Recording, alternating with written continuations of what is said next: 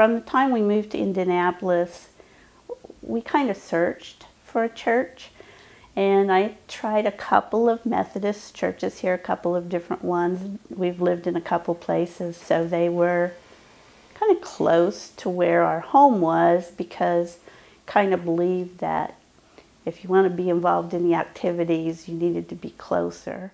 And of course, I thought about it as children going to activities, etc., because that was my background. That's how I did things. So, and they were just kind of big. It didn't have that same community feeling that I was used to, because I think they had their communities maybe by when you joined the church.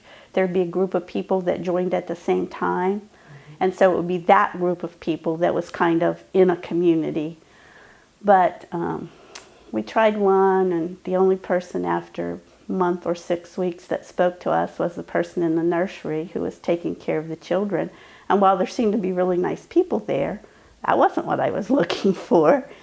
And we tried another one when the children were a little older, and there, I think the only person that spoke to us was the minister on the way out, kind of.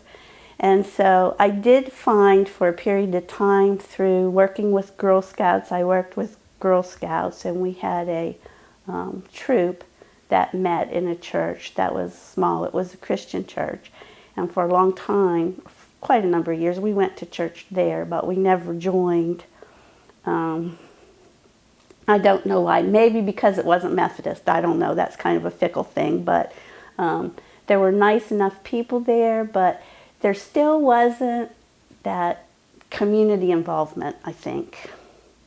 I mean, they had some things there, but people just didn't care as much about people as they do here, for instance, or at least it didn't seem so to us. And so when we moved, it was harder to get there, so of course that kind of faded away.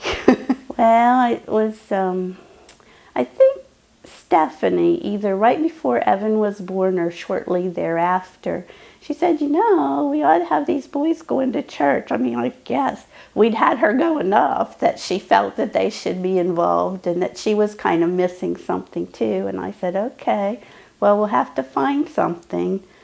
I've tried this one, and we didn't particularly like it, but I'll go with you if you want to try there again. Or, no, she said, just think about it. So I thought about it, and I worked at Noblesville, and so did she. Said something about a Methodist church she went to in Indianapolis, and so I approached her and asked where that Methodist church in Indianapolis was, and she told me this one about Church of the Savior. And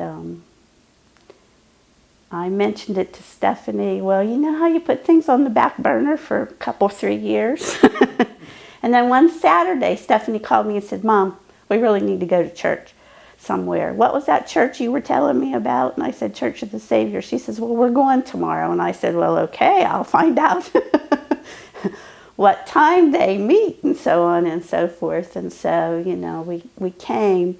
And immediately I liked it. It felt good to me. Of course, I'm older than Stephanie and the boys. And I said, well, it's a good fit for me, Stephanie, but I'm not sure about you and the boys.